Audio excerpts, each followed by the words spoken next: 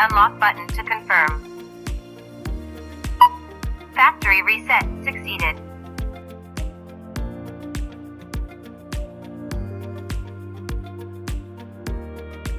Please set the administrator password. Press the unlock button to confirm.